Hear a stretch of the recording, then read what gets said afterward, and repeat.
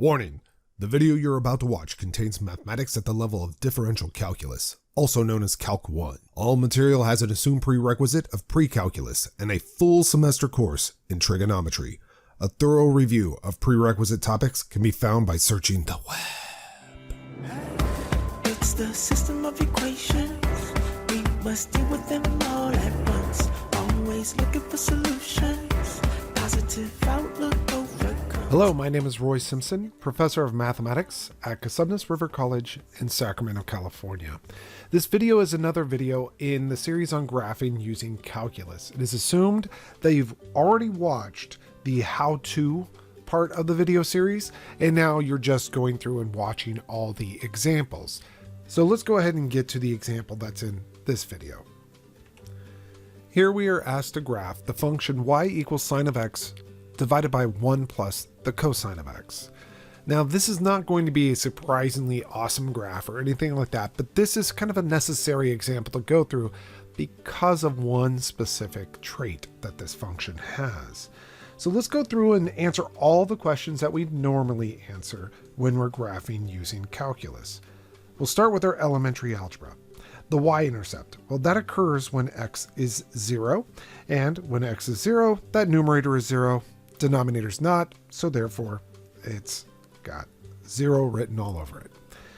That's the y-intercept. The x-intercepts occur when the numerator, this guy right up here, becomes 0. However, there is a little caveat here. We do not want that denominator to ever become 0. So if it happens to be the case that that denominator becomes 0 when the numerator is 0, that is called an indeterminate form, and that is going to be a problem. For right now, let's just pretend as though that denominator doesn't matter, and we'll go ahead and just say that numerator is 0 at any integer multiple of pi. So I'll just write it this way, k pi times, or comma 0. So that just tells us that we have an x-intercept whenever you have an integer multiple of pi. I guess I should probably mention that here. K is in the set of integers. If you know your trig functions, you know that sine turns into 0 at 0, pi, 2 pi, 3 pi, 4 pi, negative 1 pi, negative 2 pi, and so on and so forth down the line. Those we might have to erase some in a few moments, just depending upon that denominator. But let's continue forward. The domain. So now we enter into our Algebra 1 material. The domain, well, there are some domain restrictions here. The cosine of x plus 1 cannot be 0. So I'm going to go ahead and do that work just below this handwriting here. So I want the 1 plus cosine of x to never be 0. Or in other words, I don't want the cosine of x to ever be negative 1. And we know from our cosine curve that this occurs at pi, at 3 pi, at 5 pi, basically any odd multiple of pi. So the domain will be restricted in this function. We can't have odd multiples of pi in standing in for x. Now, writing this in interval notation would be incredibly difficult. So I'm going to use a classic notation, which is set builder notation. And so the domain is going to be the set of all x values such that x is not equal to an odd multiple of pi. The way you would note odd is this, 2k plus 1. If it were just 2k, it would be an even number. Add 1 to it, it becomes an odd, so 2k plus 1 times pi, where again, k is in the set of integers. You could double check my domain there, but it is true. And a lot of people don't use, this is a very classic domain or interval, sorry. It's a classic roster notation, set builder notation is. And so it's kind of rare that people use it nowadays, but it's very powerful when you have weird issues like this going on. So it's a good kind of review. The way you would read that is the set of x such that x is not equal to an odd multiple of pi. again, where k is in the integers. So that is how you would read that. Really nice, super nice notation there.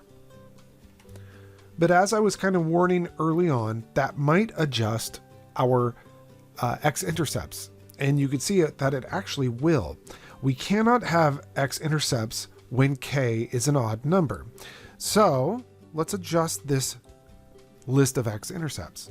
The list of x-intercepts are going to be not k times pi, but k times 2 pi. So 2 pi, let me write it this way, 2 pi k. Again, the intercepts before were at every single integer multiple of pi, but we know that at the odd multiples of pi, our function doesn't even exist. So we can only include the even multiples of pi. And so one way to say that is, oh, it's pi times 2k. It's the even multiples of pi, but I just moved the 2 out in front of the pi. That's all I did. So 2 pi k, the even multiples of pi. All right, so now we have everything kind of set up as far as our old school algebra.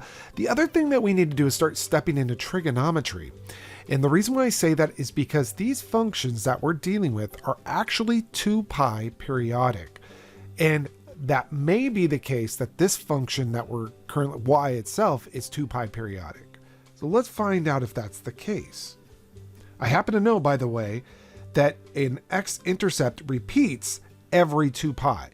So if an x-intercept repeats every 2 pi, then at minimum, the period of this function will be 2 pi. It can't be pi, because if we're pi, if that's the period of the function, if the period of the function happened every pi, then that means that if the function crossed the x-axis at time 0, it would then never cross the x-axis again until pi, and then it would never cross the axis again until 2 pi.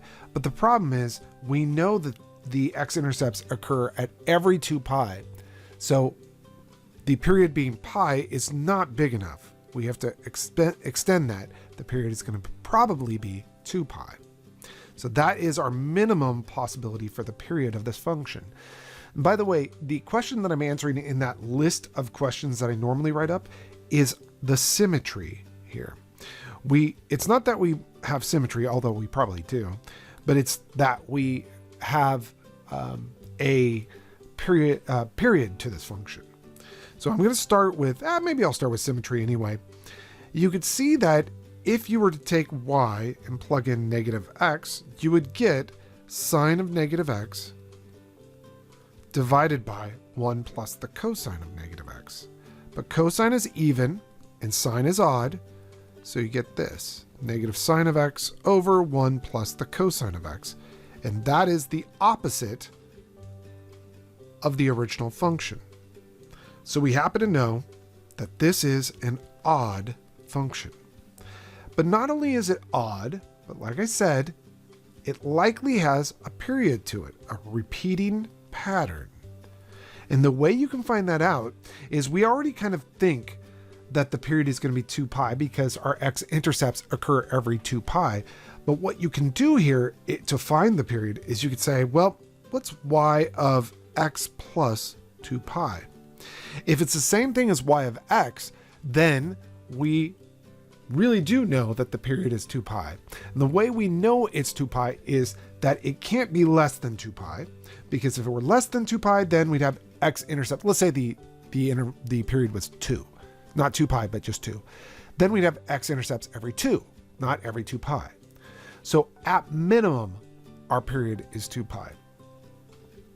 Now, looking at y of some random x plus 2 pi, that would be sine of that some random x plus 2 pi over 1 plus the cosine of that some random x plus 2 pi. But we know that sine and cosine are 2 pi periodic. So these just turn into the sine of x and the cosine of x respectively, which is exactly what y of x is. So we knew that the period was at minimum 2 pi. We have actually shown that the period is 2 pi, that no matter what x is, y of x plus 2 pi is the same as y of x. And so therefore the period is 2 pi. This really helps out because now I only need to graph one period of it, and I know that pattern will repeat forever. Not only that, but it's an odd function on top of that. So there's a lot of information gathered just from those two pieces of mathematical knowledge. This is the first time, by the way, that we're dealing with a period on one of our calculus graphs, but it really is not a huge deal. You're usually going to get them when you have trig functions, honestly. Well, after that, we're going to go ahead and mention any vertical asymptotes. And I'm only going to worry about the vertical asymptote on one period, not on the entire real number system, because there's too many vertical asymptotes. There's an infinite number of them. Look at that domain. It's got so many restrictions, an infinite number. So instead, I'm only going to worry about the interval from 0 to 2 pi. So vertical asymptotes on 0 to 2 pi. Okay. Well, we happen to know that on 0 to 2 pi, first of all, at 0, at x equals 0, that is, we have an x-intercept, and at x equals 2 pi, we have an x-intercept. Okay. We also know that our domain won't exist at pi, every odd multiple of pi, so 1 pi. So I'm going to investigate the vertical asymptotes at pi. That's all. I'll take the limit as x approaches pi, but from the left-hand side, of sine of x over, let's see, 1 plus the cosine of x. Now, if you take a look at that, that is actually 0 over 0. You could totally use L'Hopital's rule here. And actually, I would highly recommend using L'Hopital's rule here because there are little tricks you might be able to kind of do, but in this specific case, I think L'Hopital's rule is a beautiful rule to follow. Again, this is approaching 0 in the numerator, and in the denominator, it's 1 plus a negative 1, so that's approaching 0 as well. So via L'Hopital's rule, which is one of the reasons why we're dealing with L'Hopital's rule, we get the limit as x is approaching pi from the left of cosine of x, which is the derivative of that sine, divided by a negative sine of x, which is the derivative of that cosine. Again, as x is approaching pi, again from the below, this time it's not 0 over 0. In fact, it's not going to be L'Hopital form at all. The numerator is going to be approaching a negative 1, but we have a negative downstairs. The denominator, well, maybe I should just include that negative in the denominator. The negative sine of x, as x is approaching pi, let's go ahead and just take a look at the sine curve that's upside down. I'm going to graph the negative sine curve. Now, if x is approaching pi from the left-hand side, that negative sine of x is approaching 0. All your outputs are approaching a height of 0, but from the negative side of 0. So again, this is approaching 0 from the negative side of 0. I have a negative in the numerator and a negative in the denominator, so therefore this value will be positive, and it's a finite number upstairs and something that's approaching 0 downstairs. So it's going to be a positive in infinity. And then you'll do the same work for the limit as x approaches pi from the right-hand side. And I'll even use that same graph. We have the sine of x over 1 plus the cosine of x, but we already know that's going to be 0 over 0. So by L'Hopital's rule, again, we just have that limit as x is approaching pi from the right-hand side, and we still have that cosine of x, and we still have a negative sine of x in the denominator. So it's the same exact situation. The numerator is still approaching negative 1, but the denominator this time, well, if we take a look at that negative sine of x graph, we have our inputs approaching pi, but from the right-hand side. So the outputs are approaching 0, but from the positive side of 0. So our outputs for this negative sine function are approaching 0 from above. That's a negative number over a positive number, so it's going to be negative. and it's 1 over 0, which would be infinity, so negative infinity.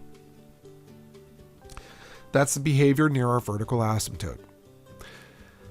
The nice news in this problem is that because of the period of this function, the fact that it's periodic and we have these vertical asymptotes that occur forever and ever and ever, there are no horizontal or oblique asymptotes, none whatsoever. You'll be able to see this when we start graphing, but the reality, it's going to look like this. It's going to look like this forever and ever, something like that. So it's not going to have horizontal or oblique asymptotes. There's no end behavior that can be modeled.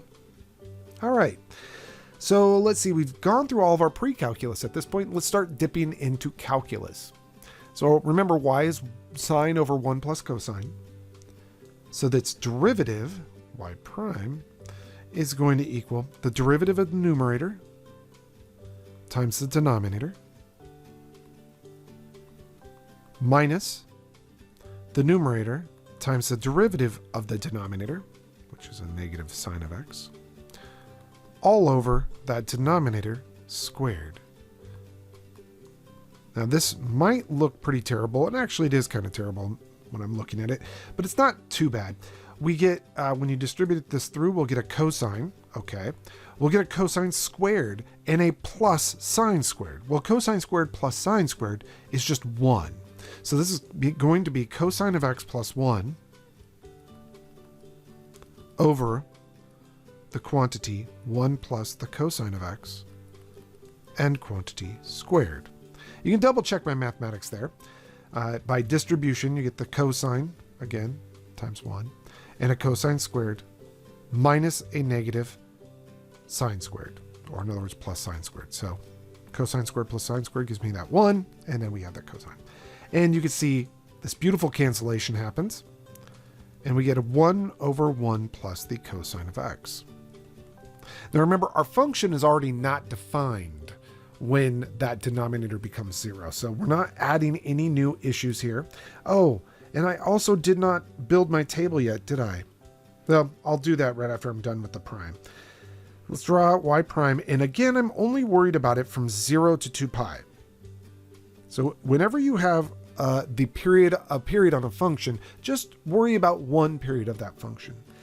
This derivative is undefined at pi itself. So I'm just going to test this derivative on the interval 0 to pi and then the interval pi to 2 pi. A good value between 0 and pi to try is pi over 2. The cosine of pi over 2, 0. So this is going to be positive. That is, our function is increasing. And then after pi, again, cosine of, let's say, 3 pi over 2, well, that is also 0. And so we have 1 over 1 again, which is positive. So we know our function's increasing there. So on every interval our function is defined, it is increasing.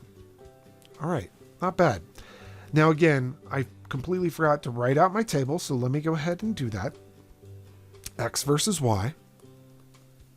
We had 0, 0 as one of our x-intercepts, but it turns out that all of our x-intercepts are of the form 2 pi k, 0.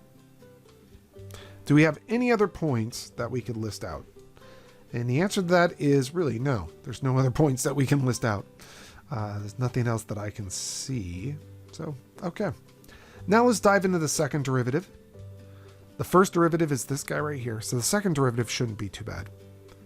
Y double prime is equal to the derivative of the numerator times the denominator minus the numerator times the derivative of that denominator all over that denominator squared. Or in other words, sine of x over the quantity 1 plus the cosine of x squared. That's very close to the original function. Not exactly, but close. It just has a squared denominator. And we know on at least, sorry, I should label that y prime, at least on the interval from 0 to 2 pi, we know that that is going to be undefined at pi. So let me just circle that up and put pi in there. And we know it's also going to be 0 at pi. But again, it's undefined at pi. So I'm not going to really worry about that. Let's go ahead and test points. If you plug in pi over 2, remember that denominator is being squared, so all you have to worry about is the numerator here. That numerator is positive 1 at pi over 2, so therefore at pi over 2, our function must be concave up. And then at 3 pi over 2, which is halfway between pi and 2 pi, the sign is going to be a negative 1. Denominator is always positive, except for at odd multiples of pi, which it's undefined. So therefore, we get a negative number and function is concave down. Really, we have everything we need. Because the function is not, by the way, defined at pi, then I can easily tell you this is not an inflection point. Pi is not an inflection point because the function is not defined at pi. At this point, I'm ready to graph. It gets a little bit faster as we move forward, right? So let me go ahead and throw down an XY axis. Now, a little thought beforehand is required here because you know that your function has a period of 2 pi and it's odd. So all I really want to do is graph one period of it and then I'll reflect it, or I'm sorry, rotate it about the origin to get another period going basically. And really you don't even have to do that. You just know the period is 2 pi, so you just copy the function. But I'm just going to graph from 0 to 2 pi. So I'm going to label almost the right edge of the 2 pi. Let me go ahead and grab my my ruler here. And maybe I'll just call that point right there 2 pi. Let me zoom in and maybe measure this out. Now you might not be able to see it, but I just went ahead and said these values right here are pi, and therefore we have, remember, a vertical asymptote at pi, and I actually did another vertical asymptote at negative pi just because of the fact that we know we have vertical asymptotes every odd multiple of pi. Now I'm going to go ahead and copy my derivative information. So I know from 0 to pi the function's increasing, and then from pi to 2 pi the function's increasing. So let me go ahead and say this is 2 pi. This is 2 pi. It's increasing. It's increasing. And then the second derivative, by the way, that was the first derivative. Here's the second derivative. The second derivative on that same interval is concave up, then concave down. So concave up, then concave down. The only other thing I really need to kind of be aware of is my vertical asymptotes. So as x is approaching that pi from the left-hand side, it's rising to infinity. Let me go ahead and just mark that on here. Remember, I'll graph in blue. It's rising to infinity on the left-hand side.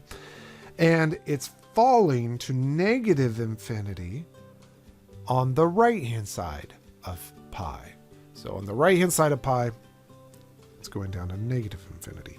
And I don't really have anything else other than my x-intercepts, which are 0, 0, and 2 pi, comma 0.